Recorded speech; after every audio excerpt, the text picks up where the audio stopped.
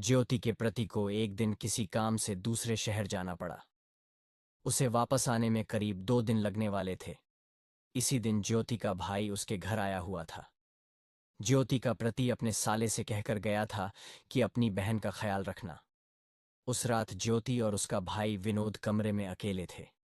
युवती ने अपने आई से कहा कि तुम एक क्रास करो, मुझे रात को अकेले में डर लगता है, तुम आज रात मेरे साथ ही सो जाओ। ज्योति का भाई 15 साल का था। ज्योति उसे बच्चा समझ रही थी, पर उसे क्या पता था उसका भाई अब बड़ा हो गया है। फिर विनोद अपनी दीदी के साथ लेट गया। पर इत्तेफाक की बात देखो, ज्योति के पास एक ही कुम्भरज्य था। रात में होने वाली सर्दी से बचने के लिए उन दोनों को एक ही कंबल में आना पड़ेगा। विनोद अपनी बहन के साथ सोने की आधी डरात के बाद विनोद्र ने जो अपनी बहन के साथ किया, उसे जानकर तो आपके रोंगटे खड़े हो जाएंगे। विनोद्र की बहन ज्योति की उम्र ज्यादा नहीं थी। इसकी दीदी की नई नई आड़ी हुई थी। ज्योति दिखने में बेहद सुंदर लड़की थी। शादी के बाद ज्योति की खूबसूरती में 4 चांद लग गए थे। वैसे तो विनोद के मन में अपनी बहन के प्रति ऐसे ख्याल कभी नहीं आए थे, पर इस दिन प्रथा नहीं, कैसे उसका चंचल मन अपनी बहन पर आ गया था। विनोद की शादी पास में ही हुई थी, तो विनोद का अपनी बहन के घर आना जाना लगा रहता था। पुर एक दिन विनोद्र अपनी बहन के घर सरप्राइज देने के लिए पहुंच गया। विनोद्र के जाते ही उसकी बहन ज्योति ने उसे गले से लगा लिया।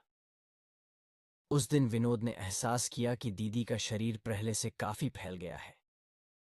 फिर उसकी दीदी ने विनोद्र को नाश्ता पानी कराया और विनोद्र अपनी ब्रीदी से बात करने लगा। ज्योति के घर में सास ससुर और उसका पति राकेश रहता था। विनोद्र को जब घर में कोई नहीं दिखा तो उसने दीदी से पूछा कि घर के सभी लोग कहाँ गए हैं। इसकी दीदी ने बताया कि अभी लोग किसी काम से दूसरे शहर गए हैं, वह 2 दिन बाद आएंगे। डरात के 9:45 बजे विनोद ने अपनी बहन के साथ खाना खाया। खाना खाने के बाद विनोद अपनी बहन के कमरे में टीवी देखने लगा। पूरे घर में बस वहीं 2 लोग थे। अब तक उन दोनों में सम्मान था। किसी प्रकार का ग्रजनत खुसाल विनोद्र के अंदर नहीं था। फिर वे दोनों लगभग 11 बजे सोने की तैयारी करने लगे। ज्योति के घर में ज्यादा खुसरे नहीं थे। उसके पास बस वही एक कमरा था। इस वजह से ज्योति ने अपने भाई से कहा कि विनोद्र, आज तुम मेरे साथ मेरे कमरे में लेट जाओ। विनोद्र ने भी कह दिया, हाँ दीदी, ठीक है। फिर वह अपनी दीदी के साथ बिस्तर पर लेट गया। ज्योति का बेडू ज्यादा बड़ा नहीं था, उसका सिंगल बेडू था, पर फिर भी विनोद्र इस बेडू के एक किनारे लेट गया।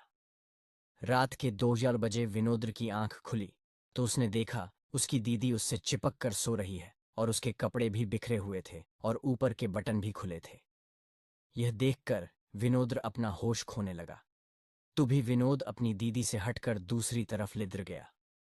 कुछ देर बाद विनोद्र की आंख खुल गई तो देखा विनोद्र एक किनारे लेटा है, कहीं गिर न जाए। इस वजह से ज्योति ने विनोद को पकड़ू कर अपनी तरफ खींचकर फिर से चिपका लिया। बहन के ऐसा करते ही विनोद्र ने अपना आपा खो दिया और बहन के साथ उस रात वो किया जो कोई भी भाई अपनी बहन के साथ नहीं करेगा। दोस्तों, आपको हमारी कहानी कैसी लगी कमेंट में ज़रूर बताएं, और अगली कहानी किसकी सुनना चाहते हो ये भी बताएं। और ऐसी ही मज़ेदार कहानियां सुनने के लिए हमारे चैनल को सब्सक्राइब करना ना